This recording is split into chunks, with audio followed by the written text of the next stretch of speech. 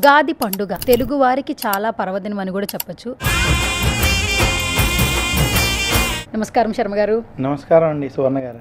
యుగమునకు ఆది యుగాది అంటే ఈ రోజు నుంచి మన చతుర్ముఖ బ్రహ్మ గారు ఈ యొక్క సృష్టిని ప్రారంభించారు. ఫస్ట్ ఉగాది పచ్చడి తిన్న తరువాతే రోజు జరిగితే ఆ సంవత్సరం అంతా బాగుంటుంది అని పెద్దవాళ్ళు చెప్తూ ఉంటారు. మన పండగలన్నీ కూడా పాటించినటువంటి వారికి కొన్ని లాభాలు కలుగుతాయి.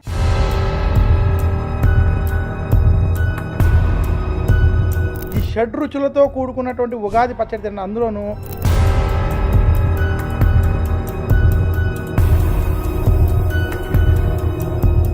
కొత్త సంవత్సరంలో ఏ రాశుల వారికి బాగాలేదని తెలుసుకోవాలని అందరికీ ఉంటుంటుంది. ఏ రాశుల వారికి బాగుందంటారు? మనకు ఉన్నటువంటి 12 రాశుల్లో అద్భుతంగా ఉన్నటువంటి రాశులు అంటే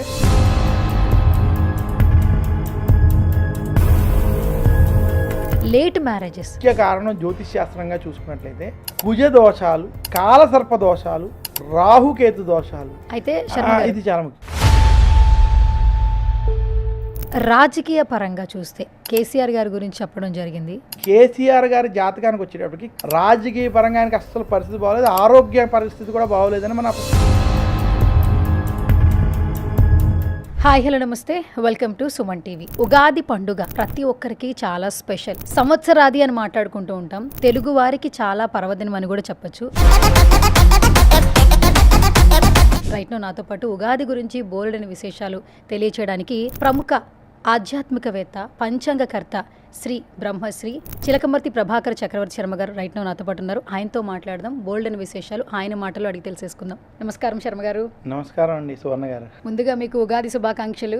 మీకు సుమన్ టీవీ ప్రేక్షకులందరికీ శ్రీ విశ్వావసు నామ సంవత్సర ఉగాది శుభాకాంక్షలు. అసలు ఈ కార్యక్రమంలో మొట్టమొదటి మీరు ఎత్తుకోవడమే ఉగాది అంటే ఏంటి, ఉగాది విశేషం ఏంటి అని కూడా అడిగారు. చాలామందికి అసలు ఉగాది ఎంతటి ముఖ్యమైన పండుగో తెలియని కొన్ని విషయాలు మనం మీ ద్వారా అందజేసే ప్రయత్నం చేద్దాం.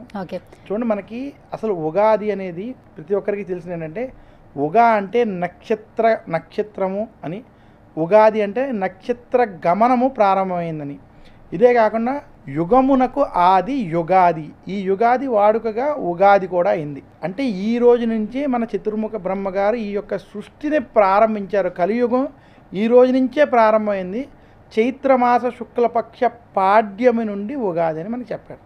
అయితే ఉగాది రోజు మనం అసలు ఏమి చేయాలి అనేటువంటి విషయాలు మనం చూస్తే, ఉగాది రోజు అసలు ఇది మొట్టమొదటి రోజు కాబట్టి నువ్వుల నూనె రాసుకుని తైలాభ్యంగన స్నానం చేయాలి, చాలా ముఖ్యమైనది. ధ్వజారోహణం వంటివి చేయాలి. అంటే ఇంటి వద్ద మనం ఆంజనేయ స్వామి ఉన్నటువంటి జెండాని మనం పెట్టుకోవడం. దీంతోపాటు నింబ కుసుమ భక్షణం అంటే ఈరోజు ఉదయమే సూర్యోదయానికి పూర్వమే లేచి తలస్నానం వంటివి ఆచరించి కొత్త బట్టలు కట్టుకుని ఇంటి ఇలవేల్పుని పూజించి, అలాగే ఇంటికి మామిడి తోరణాల వంటి వాటితో అలంకరించుకుని ఇంటి ఇలవేల్పుని పూజించి, ఈ ముఖ్యంగా ఏంటంటే ఉగాది పచ్చడిని భగవంతుడికి నివేదన చేసి అది అందరూ స్వీకరించి ఈరోజు పంచాంగ శ్రవణం చేయాలి. ఉగాది రోజు పంచాంగ శ్రవణం అసలు ఎందుకు చేయాలి అంటే, మనకి ఇంటిలో అసలు మన పెద్దలు ఎంత దూరం ఆలోచించారంటే, మనం ఏ పని చేసినా దానికి ఒక ప్రణాళిక ఉండాలి. అంటే ప్లానింగ్. ఒక ఉద్యోగం చేస్తున్నా, వ్యాపారం చేస్తున్నా, ఇంటిలో మనం ఖర్చులు పెట్టేటప్పుడైనా, ఏ విషయాలైనా ఎవరి దగ్గర అయితే ప్రణాళిక ప్లానింగ్ ఉంటుందో వాళ్ళు సక్సెస్ అవుతారు. అటువంటి మన పెద్దలు ఈ సంవత్సరం మొత్తం మనం ఎలా ప్లాన్ చేసుకోవాలో చెప్పినటువంటిది ఉగాది పంచాంగ శ్రవణం. దానికి ఉదాహరణ చెప్పాలంటే, ఇంటిలో 10 మంది ఉన్నా, ఒక 4 ఉన్నా, అందరికీ ఒక రకమైనటువంటి గ్రహస్థితి ఉండదు. కొంతమందికి ఈ సంవత్సరం బాగుంటుంది, కొంతమందికి బాగుండదు. బాగున్నవారు బాగోలేని వారిని జాగ్రత్తగా చూసుకోవడం, బాగోలేని వారు బాగున్న వారిని అనుసరించి వారి సలహాలతో ముందుకెళ్ళడం, ఇటువంటివన్నీ ఆచరించడమే ఈ పంచాంగ శ్రవణంలో ఒక భాగం. అదే కాకుండా మనం ఈ దేశం ఎలా ఉండబోతోంది, ఈ రాష్ట్రాలు ఎలా ఉండబోతున్నాయి, ఈ సంవత్సరం ఏ పంటలు బాగా పండుతాయి, నవనాయక ఫలితాలు మనం ఎందుకు తెలుసుకుంటాం, ఏ పంటలు బాగా పండుతాయి, వాతావరణం ఎలా ఉండబోతోంది, ఈ సంవత్సరం ఎలాంటి పంటలు బాగా పండుతాయి, ఏమి దానం చేసుకోవాలి, ఇలాంటి అనేక విషయాలు ఈ ఉగాది పంచాంగ శ్రవణంలో చెప్పడం జరుగుతుంది. ఇవన్నీ విన్నవారు ఈ సంవత్సరం ఎలా ఉంటుందో ముందే తెలుసుకోవడం వల్ల వారు దానికి సిద్ధమై వారి జీవితాన్ని ప్లాన్ చేసుకుని ముందుకు వెళ్ళి విజయాన్ని పొందుతారు. ఓహో, ఈ సంవత్సరం నాకు బాగోలేదు, జాగ్రత్తగా ఉండాలి. ఈ సంవత్సరం నాకు బాగుంది, ఏ మంచి పనులైనా ఈ సంవత్సరం నేను చేసేసుకోవాలి, నాకు మంచి ఫలితాలు, ఈ రకంగా దృక్పథంతో పాజిటివ్గా వెళ్ళేటువంటి స్థితి పంచాంగ శ్రవణాల ద్వారా కలుగుతాయి. అందువల్ల మొట్టమొదటి ప్రశ్నే మీరు ఉగాది గురించి అడగడం చాలా మంచి ప్రశ్న అడిగారు. ఓకే. సో శర్మ గారు, మీరు ప్రతి సంవత్సరం పంచాంగ శ్రవణం గురించి చెప్తుంటారు, ఉగాది పండుగ యొక్క విశిష్టత గురించి తెలియచేస్తూ ఉంటారు. కానీ నవ్వే డేస్ ఏంటంటే చాలామంది కూడా పండగ వచ్చిన తర్వాత ఇంట్లో వాళ్ళు పండగ చేస్తారు, మనం స్నానం చేసి లేచి కూర్చుంటే చాలు, ఉగాది పచ్చడి తినేస్తే పండగ అయిపోయింది అంటుంటారు. కానీ వాళ్ళే ఇంటిలో ఎవరైతే ఉన్నారో వాళ్ళే ముందు లేచి ఈ పండగకి సంబంధించిన అన్ని కార్యక్రమాలు చేయడం వల్ల వచ్చే లాభాలేంటి, ఇంకొకటి పర్టిక్యులర్గా ఉగాది రోజున ఫస్ట్ ఉగాది పచ్చడి తిన్న తర్వాతే రోజు జరిగితే ఆ సంవత్సరం అంతా బాగుంటుంది అని పెద్దవాళ్ళు చెప్తూ ఉంటారు. దీన్ని ఎంతవరకు నమ్మచ్చు, మీరేం చెప్తారు? చూడండి, మన పండగలన్నీ కూడా చాలా నియమాలతో ఎందుకు ఉండడానికి కారణం ఏంటంటే ఈ ఆచార వ్యవహారాలు పాటించినటువంటి వారికి కొన్ని లాభాలు కలుగుతాయి. ఒకటి ఆరోగ్యం. మన పండగల్లో చేసే ప్రతి పనికి, ఇప్పుడు చైత్ర మాసంలో ఉగాది ప్రారంభమయ్యేటప్పటికీ ఈ 6 రుచులు కలిగినటువంటి ఈ ఉగాది పచ్చడిని స్వీకరించడం వల్ల వాత దోషాలు వంటి దోషాలు తొలుగుతాయని మనకి ముఖ్యంగా ఆయుర్వేదం వంటి గ్రంథాలు తెలియజేస్తున్నాయి. ఈ 6 రుచులతో కూడుకున్నటువంటి ఉగాది పచ్చడి తిన్న అందులోనూ వేప పువ్వు అది ఉంటుంది. దానివల్ల క్రిమి కీటకాలు కడుపులో ఉన్నటువంటివి తొలగిపోతాయంటారు. అంటే ఆరోగ్యపరంగా మంచి జరుగుతాయి. తర్వాత పండగల సమయంలో కనుక ఇలాంటి ఆచార వ్యవహారాలు చేయడం చేత 10 మంది కలుసుకోవడం చేత కుటుంబంలో బంధాలు బాంధవ్యాలు అనేటువంటివి ఇదవుతాయి. ఇదే కాకుండా భగవంతుని అనుగ్రహం పొందడానికి ఇవి చాలా ముఖ్యం. మనం ఏ పండగ తీసుకున్నా ఆ పండగలో ఒక పూజో వ్రతమో ఒక విధానమో ఉంటాయి. ఆ యొక్క పూజో వ్రతమో విధానాన్ని మనం పాటించడం వల్ల శరీరము, ఆత్మ, మనసు ఇవన్నీ కూడా ప్రశాంతతను పొంది భగవత్ తత్వం వైపు వెళ్ళి భగవత్ తత్వం ద్వారా జ్ఞానము ద్వారా మోక్షము పొందుతాడనేటువంటిది ఇటువంటి విషయాలు మనకి పెద్దలు అందజేశారు. ఓకే. సో ఉగాది పండుగ రోజున ప్రధానంగా చేయవలసిన పనులేంటి, ఉగాది పండుగ రోజున చేస్తున్నటువంటి పనులకు సంబంధించి మన జీవితంలో జరిగే మార్పులేంటి? ఉగాది పండుగ రోజు ప్రధానంగా చేయాల్సినటువంటి పండుగలు ఇందాక మనం చెప్పుకున్నాం, అయినా కూడా అందులో ముఖ్యమని మనం చెప్తాం. అయితే మనకి చైత్ర మాసంలో మొట్టమొదటి రోజు ఉగాది.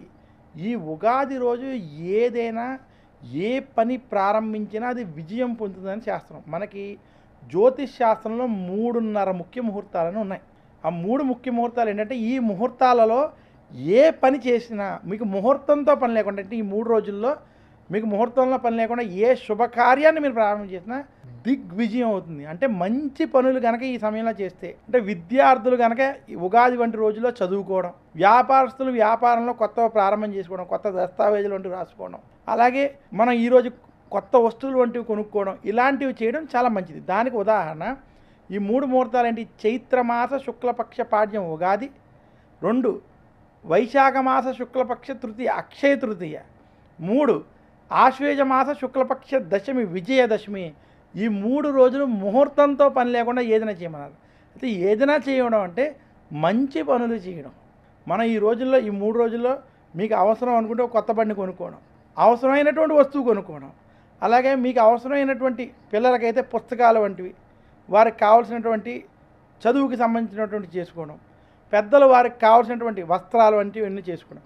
అందుకనే ఉగాది రోజు తలస్నానం, నూతన వస్త్రాలు కట్టుకోవడం ఖచ్చితంగా చెప్పారు, పెద్దల ఆశీస్సులు తీసుకోవడం, ఇంటి ఇలవేలుపుని ఈరోజు పూజించడం, ఇవన్నీ కూడా మంచి పనులు. ఇలాంటి పనులు ఆచరించడం చేత శుభ ఫలితాలు కలుగుతాయి. ధ్వజారోహణం వంటివి చేయడం, ఇవన్నీ చేయడం చేత మంచి శుభ ఫలితాలు కలుగుతాయి.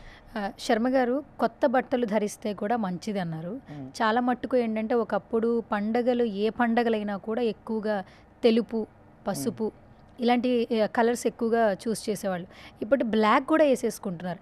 నలుపు వస్త్రము ధరించడం వల్ల జరిగే నష్టాలు ఏమైనా ఉంటాయా పండుగ శుభకార్యాల రోజున? ఏం చెప్తారు? చూడండి, మన సనాతన ధర్మంలో కొత్త వస్త్రాలు ధరించడం అనేటువంటిది ప్రతి ముఖ్యమైన పండుగలో ఒక ఆచారం. అసలు దీంట్లో ఉన్నటువంటి విషయం ఏంటంటే, పాడైపోయిన వస్త్రం, చిరిగిన వస్త్రం అలక్ష్మి అని శాస్త్రం చెప్పింది. మీకు ఒక వస్త్రానికి చిన్న చిరుగు ఉన్నా, ఒక ఏదైనా ఇది ఉన్నా, ఆ వస్త్రాన్ని వాడకూడదు. ఆ వస్త్రంతో పూజ వంటి కార్యక్రమాలు అసలు మనం చేయకూడదు. మనం శుభ్రమైన వస్త్రాన్ని కట్టుకోవాలి అనేటువంటిది అదే లక్ష్మీప్రదం అని చెప్పారు. ఇంక రెండోది, మనం చేసేటువంటి కార్యక్రమాలు కానీ, మనం సనాతన ధర్మం, హిందూ ధర్మంలో సాత్వికానికి ప్రాధాన్యత ఇచ్చారు. సాత్వికానికి ప్రాధాన్యత ఇచ్చేటువంటి ఏంటంటే, మనం వాడేటువంటి వస్త్రంలో తెలుపు, పసుపు ఇవన్నీ ఏవైతే లైట్ కలర్స్ ఉంటాయో ఇవి సాత్వికం, శుభాలకి ప్రతీక. అందుకనే శుభాలకి వాడేటప్పుడు మనం కూడా ముత్తైదువులు కూడా ఇచ్చేటప్పుడు మనం ఇచ్చేటువంటి వస్త్రాలు పసుపు, ఆకుపచ్చ, ఎరుపు ఇలాంటివి వేస్తారు. అయితే నలుపు వస్త్రాలని శని ప్రభావం ఉండడం చేత కావచ్చు, అనేక కారణాల చేత కావచ్చు, శుభకార్యాలకి నిషేధించారు. అందువల్ల నలుపు వస్త్రాలని మనం పండగల వంటి రోజుల్లో, పర్వదినాలలో, శుభకార్యాలలో మాత్రం మనం వాడడం పెట్టకూడదు. ఎందుకంటే తెలుపు అనేటువంటిది వెలుగుకి, అలాగే శుక్లపక్షానికి, వృద్ధికి దీనికి చిహ్నంగా, అలాగే నలుపు ఏదైతే ఉన్నదో కృష్ణపక్షానికి చిహ్నంగా కూడా చెప్పడం జరిగింది. ఓకే, ఉగాది పండుగ గురించి చెప్పేశారు. మెయిన్గా ఉగాది వచ్చినప్పుడు ఏ రాశుల వారికి బాగుంటుంది, ఈ కొత్త సంవత్సరంలో ఏ రాశుల వారికి బాగాలేదని తెలుసుకోవాలని అందరికీ ఉంటుంటుంది. సో ఈ సంవత్సరం నుంచి 2025లో ఉగాది నుంచి ఏ రాశుల వారికి బాగుందంటారు? 2025 శ్రీ విశ్వావసు నామ సంవత్సరంలో ఈ సంవత్సరం మనకున్నటువంటి 12 రాశుల్లో అద్భుతంగా ఉన్నటువంటి రాశులు అంటే వృషభ రాశి, కన్యా రాశి మరియు తులారాశి. ఈ 3 రాశులకి అద్భుతమైన ఫలితాలు ఉన్నాయి. ఎందుకు అంటే వృషభ రాశికి శని లాభస్థానంలో ఉండడం, గురుడు ధనస్థానంలో ఉండడం, రాహుకేతువులు అనుకూలంగా ఉండడం. ఇంకా కన్యా రాశికి కూడా శని కలత్ర స్థానంలో ఉండడం, గురుడు దశమంలో అనుకూలంగా ఉండడం, రాహుకేతువులు బలంగా ఉండడం. ఇంకా తులారాశికి ఈ సంవత్సరం భాగ్యంలో గురుడు అనుకూలంగా ఉండడం, అలాగే వారికి శత్రుస్థానం 6వ స్థానంలో శని అనుకూలంగా ఉండడం. ఇవన్నీ కూడా ఈ 3 రాశులకి ఈ సంవత్సరం అద్భుతమైన ఫలితాలు ఉన్నాయి. వీరు ఏ పని ప్రయత్నం చేసినా ఆ పనులు సఫలీకృతం అవడం, ఉద్యోగస్తులకి ప్రమోషన్లు వంటివి, గుర్తింపులు వంటివి కలగడం, వ్యాపారస్తులకి ఈ 3 రాశులకి అనుకూలంగా ఉండడం, విద్యార్థులకి అనుకూలమైన ఫలితాలు రావడం. ఈ రకంగా ఈ రాశి వారికి, ఈ 3 రాశుల వారికి ఈ సంవత్సరం మంచి ఫలితాలు స్పష్టంగా కనపడుతున్నాయి. ఓకే, మరి ఏ రాశుల వారికి కొంచెం ఫలితాలు తక్కువగా ఉన్నాయంటారు? కొంచెం మధ్యస్థంగా ఉన్న రాశులు మనం చూసుకున్నట్లయితే ముందు ఏ రాశుల వారికి మధ్యస్థంగా ఉన్నాయని చెప్పుకునే ముందు అసలు ఏ రాశుల వారికి అస్సలు బాగాలేదు చూసుకుంటే ఈ సంవత్సరం మేషరాశికి, సింహరాశి, మేషరాశికి, కర్కాటక రాశికి, సింహరాశికి, ధనురాశికి, మకర రాశికి వీరికి బాగులేదు. ఇందులో కూడా మేషం, కర్కాటకం, సింహం ఈ 3 అస్సలు బాగోలేనటువంటి స్థితి ఉంది. ఎందుకు అంటే మేషరాశికి ఏలినాటి శని ప్రారంభమైంది. ఇదే కాకుండా మేషరాశికి సంవత్సరం గురుబలం లేకపోవడం, తృతీయంలో బృహస్పతి సంచరించడం, రాహుకేతువులు కొంచెం అనుకూలంగా ఉన్నప్పటికీ గురుబలం లేకపోవడం, ఏలినాటి శని ప్రభావం చేత వీరికి అప్పులు పెరగడం, అప్పుల బాధలు పెరగడం, అనుకోని సమస్యలు, ఇబ్బందులు, ఉద్యోగంలో సమస్యలు, మార్పులు వంటివి కొంత ఇబ్బంది పెట్టేటువంటి స్థితి ఉంది. మేషరాశి వారు మాత్రం ఈ సంవత్సరం ఖచ్చితమైన జాగ్రత్తలు, వీరు చేసే ప్రతి పనిలో జాగ్రత్తగా వ్యవహరించాలి. ఇంకా మేషం తర్వాత మనకి కర్కాటక రాశికి అష్టమ శని వదిలిపోయింది, పూర్తయిపోయింది. అయినా కూడా కర్కాటక రాశికి ఏంటంటే వాక్ స్థానంలో కేతు, అష్టమ రాహు. అలాగే కర్కాటక రాశి వారికి గురుబలం, వ్యయ స్థానంలో గురుబలం లేకపోవడం చేత అనుకోని ఖర్చులు, అక్కర్లేని ఖర్చులు. అలాగే కర్కాటక రాశి వారికి వాక్ స్థానంలో కేతు ప్రభావం చేత ఎదుటి వారితో మాట్లాడేటప్పుడు అనుకోని గొడవలు, రాజకీయ సమస్యలు కూడా కర్కాటక రాశి వారికి ఇబ్బందిగా ఉంది. సో కర్కాటక రాశి వారికి కూడా ఈ సంవత్సరం అంత అనుకూలంగా లేదు. ఇంకా సింహరాశికి వచ్చేటప్పటికి సింహరాశికి జన్మ కేతు, కళత్ర రాహు. సింహరాశి వారికి అష్టమ శని ప్రభావం. ఈ 2 కూడా సింహరాశి వారికి ఇబ్బంది పెడుతున్నాయి. సింహరాశి వారి హెల్త్ చాలా జాగ్రత్తగా చూసుకోవాలి. ఆరోగ్య సమస్యలు, కుటుంబ సమస్యలు సింహరాశి వారికి ఈ సంవత్సరం వేధిస్తున్నాయి. ఇంకా ధనురాశికి అర్ధాష్టమ శని ప్రభావం ఉండడం చేత ధనురాశి వారికి కూడా రాజకీయ ఒత్తిళ్ళు, గొడవలకి దూరంగా ఉండాలి. రాజకీయ ఇబ్బందులు మాత్రం ధనురాశి వారిని ఇబ్బంది పెట్టబోతున్నాయి. మకర రాశికి చాలామంది మకర రాశి వారు మాకు ఈ సంవత్సరం నుంచి ఏలినాటి శని వదిలిపోయింది, మాకు బాగుంటుంది అనేటువంటి అపోహలో కొంతమంది ఉంటారు. మకర రాశికి కూడా ఈ సంవత్సరం కొంచెం ఇబ్బందిగా ఉంది. ఎందుకు అంటే మకర రాశి వారికి వాక్ స్థానంలో రాహు, అష్టమ కేతు. మకర రాశి వారికి శత్రు స్థానంలో బృహస్పతి ఉన్నాడు. మకర రాశి వారికి శత్రువుల వల్ల భయం, ఇబ్బందులు. అలాగే మకర రాశి వారికి ఎవరితో గొడవ పడకూడదు, ఈ సంవత్సరం మౌనంగా ఉండాలి, మాట అదుపులో పెట్టుకోవాలి మకర రాశి వారు. అందువల్ల ఈ రాశులకి అంత అనుకూలంగా లేదు. చాలామంది అనుకోవచ్చు మరి మీన రాశులు ఏలినాటి శనిలో ఉన్నారు, వాళ్ళ పరిస్థితి ఏంటి అని. కుంభరాశి కానీ మీనరాశి కానీ, ఇదే కాకుండా మిథున రాశి కానీ, ఇటువంటి రాశుల వారు ఎవరైతే ఉన్నారో వీళ్ళకి ఈ సంవత్సరం మధ్యస్థ ఫలితాలు ఉన్నాయి. ఎందుకు మధ్యస్థ ఫలితాలు ఉన్నాయంటే కుంభరాశి మీనరాశి ఏలినాటి శని ఉన్నప్పటికీ వీరికి గురుబలం ఉండడం. కుంభరాశికి పంచమంలో గురుడు అనుకూలంగా ఉన్నాడు, మీనరాశికి చతుర్థంలో గురుడు అనుకూలంగా ఉన్నాడు. అయితే కుంభరాశికి జన్మ రాహుకేతు వల్ల కుటుంబ సమస్యలు వేధిస్తాయి, ఇంట్లో టెన్షన్లు ఎక్కువైపోతాయి, ఇంట్లో ఎవరో ఒకరు ఆరోగ్య సమస్యలు, ఇంటి పోరు కొంచెం ఎక్కువగా ఉంటుంది. వివాహం అయితే భార్యాభర్తల మధ్య సమస్యలు అధికంగా ఉంటాయి కుంభరాశికి. ఇది పక్కన పెడితే మిగతా బయటంతా కూడా అయితే కుంభరాశికి గత కొంతకాలంగా ఏవైతే అప్పుల బాధలు ఉన్నాయో కొంత అందులో బయటకు వచ్చేస్తాయి. మీనరాశి కూడా ఏలినాటి శని ఉన్నాయి, ఈ సంవత్సరం కొంత కలిసి వస్తుంది. అందువల్ల ఈ రెండు రాశులు ఇంకా మిథున రాశి వంటి మిగిలిన రాశులు ఏవైతే ఉన్నాయో వాటికి మధ్యస్థ ఫలితాలు ఉన్నాయి. ముఖ్యంగా మేషం, కర్కాటకం, సింహం, ధనస్సు, మకర రాశులకి అంత అనుకూలంగా లేదు. వృషభం, కన్యా, తులారాశులకి ఈ సంవత్సరం బాగా కలిసి వస్తుంది. ఓకే. ఇంకొకటి ఏంటంటే ఉగాది విశిష్టత గురించి చాలా చక్కగా చెప్పారు. రాశులు పక్కన పెడితే జాతకాలు, ఈ మధ్య కాలంలో జాతకాలు అనేది అందరూ కూడా నమ్ముతున్నారు. ఎందుకంటే ఒకప్పుడు ఎంత బాగా ఆ ప్రాముఖ్యత ఇంపార్టెన్స్ ఉండేదో ఇప్పటికీ అంత ప్రాముఖ్యత ఇంపార్టెన్స్ వచ్చేసింది. Because of marriages, late marriages. అంటే చాలామందికి 30 దాటితేనే పెళ్ళిళ్ళు అవుతున్నాయి. బిఫోర్ 30కి అసలు ఎవరికి పెళ్ళిళ్ళు అవ్వట్లేదు. అప్పటికి ఇప్పటికీ పెళ్ళిళ్ళ విషయంలో చాలా మార్పులు జరిగాయి. ఎందుకంటారు అసలు?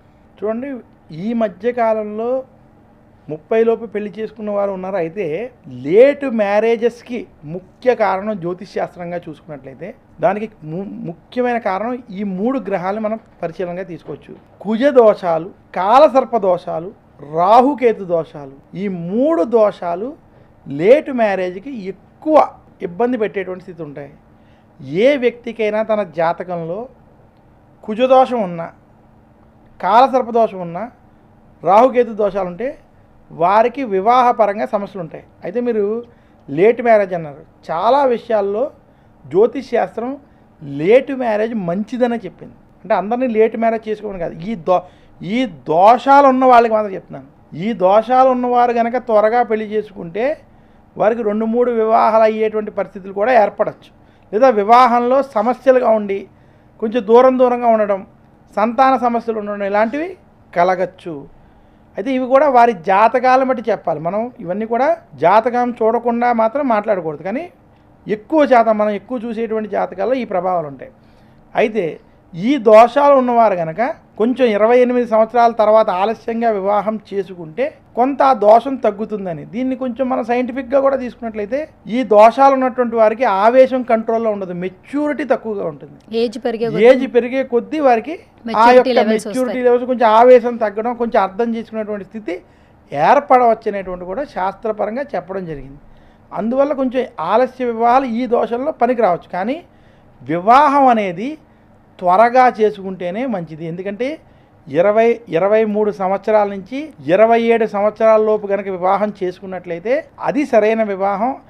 వాళ్ళకి త్వరగా సంతానం కలిగినట్లయితే ఆ సంతానంతో కూడా వాళ్ళు ఆనందంగా వైవాహిక జీవితంలో లైఫ్ని కొనసాగించేటువంటి స్థితి మాత్రం ఉందని శాస్త్రసమ్మతంగా ఒప్పుకోవడం జరిగింది. ఓకే. మళ్ళీ ఇంకొకటి వింటూ ఉన్నాను శర్మ గారు, ఈ మధ్య కాలంలో చాలామందికి సంతానం కలగటం లేదు. అంటే ఒకప్పుడు చాలా న్యాచురల్గా ఉండేటటువంటి సంతానం అనేది ఇప్పటికీ చాలా రేర్.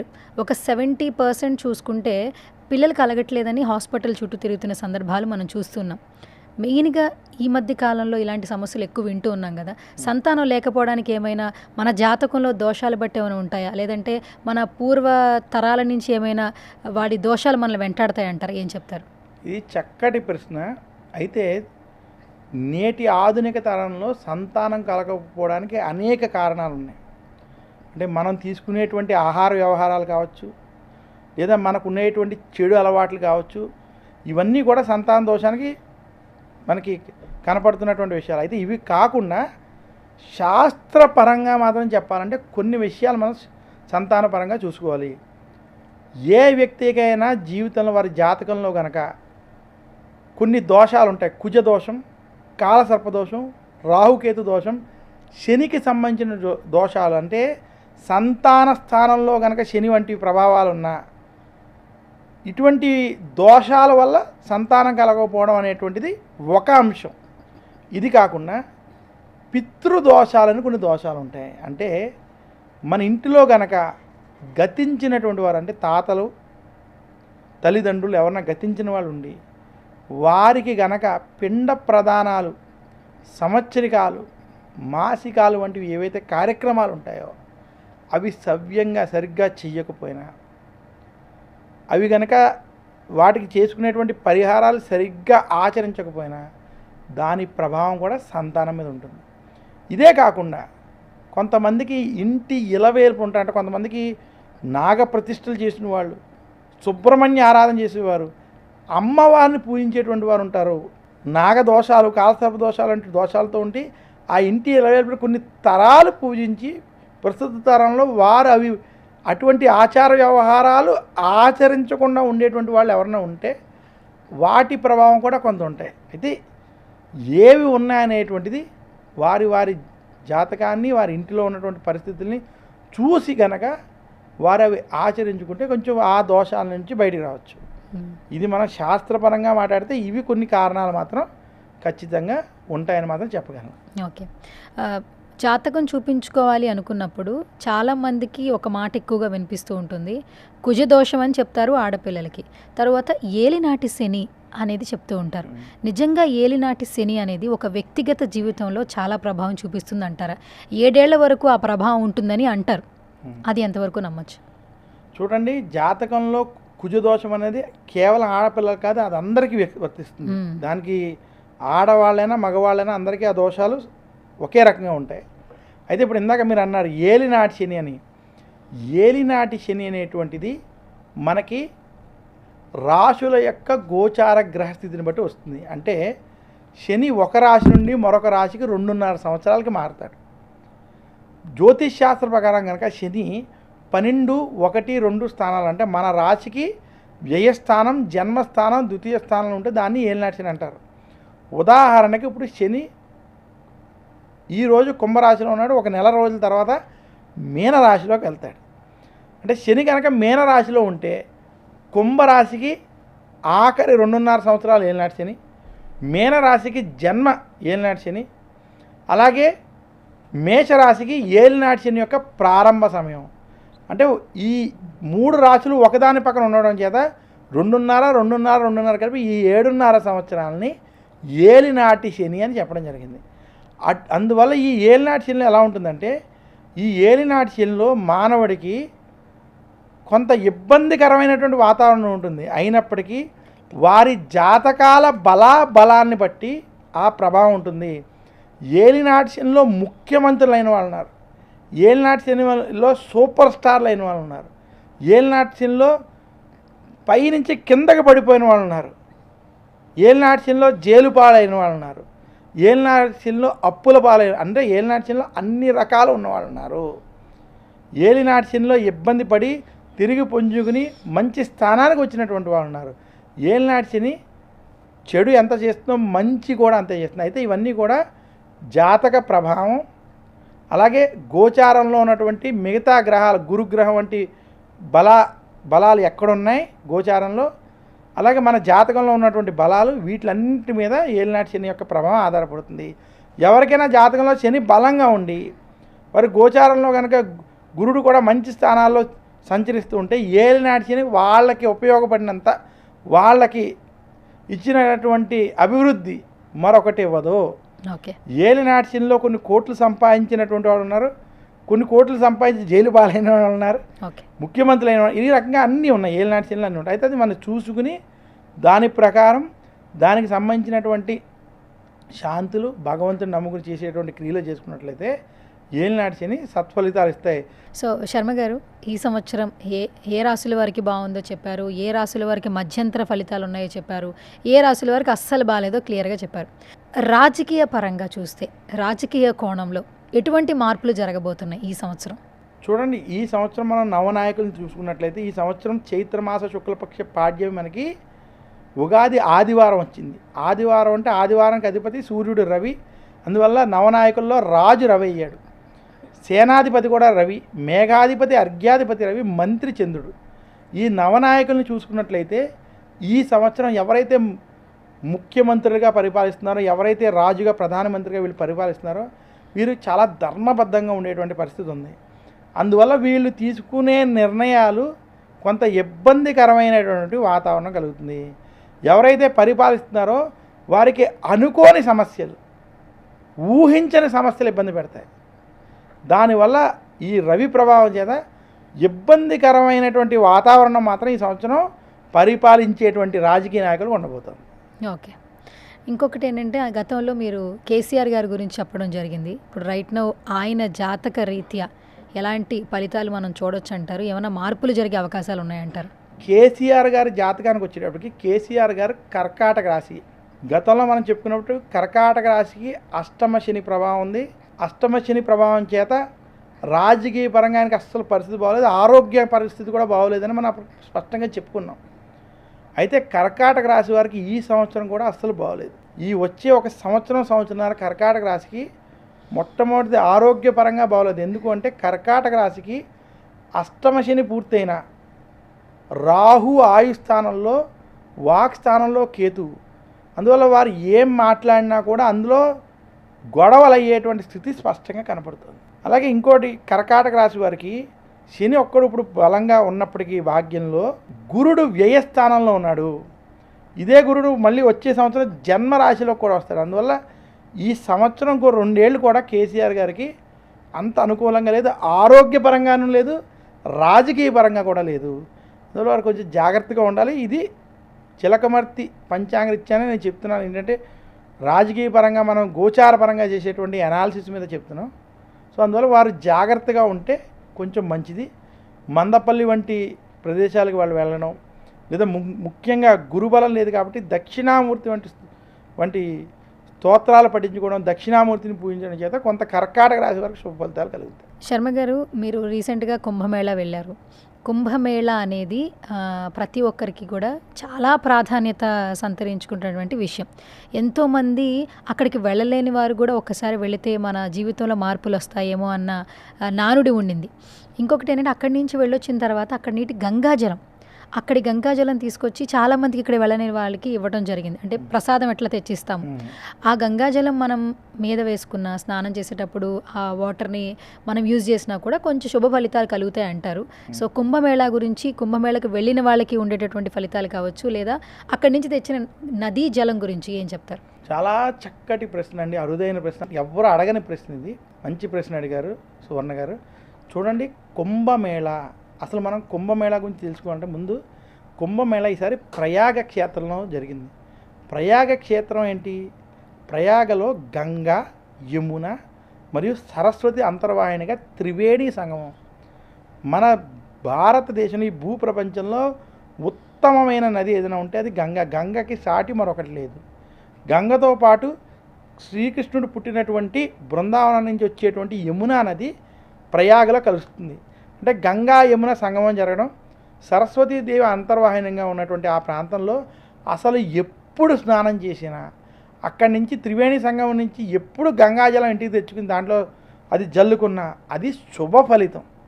అలాంటిది కుంభమేళా జరిగిన సమయంలో తెచ్చినటువంటి నీళ్లు జల్లుకోవడం చాలా మంచిది. దాంట్లో ఎలాంటి దోషం లేదు, అలా ఆచరించడంలో తప్పేం లేదు. పైగా అనేక సందర్భాల్లో మనం గంగాదేవిని స్మరించుకుని గంగే చమునే చేవ గోదావరి సరస్వతి నర్మదే సింధు కావేరి జలేష్మిని సన్నిధిం కూర అని చెప్పుకుని గంగాదేవిని స్మరించుకుని కనుక స్నానం చేస్తే గంగా స్నానం చేసిన ఫలితం వస్తుందని మనకు పురాణాల్లో అనేక సందర్భాల అనేక విషయాల్లో చెప్పడం జరిగింది.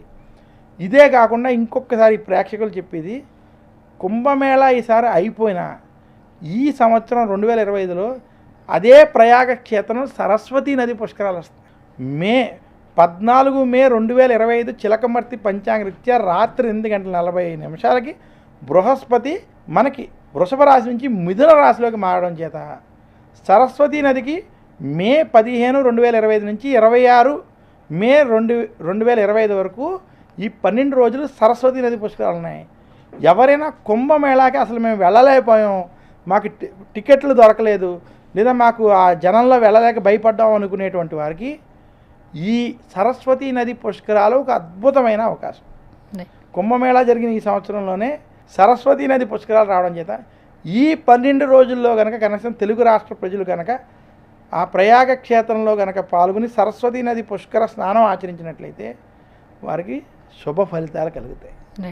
ధన్యవాదములు శర్మ గారు. సో మీ యొక్క విలువైన సమయాన్ని ప్రతిసారి సుమన్ టీవీతో పంచుకుంటూ ఉంటారు.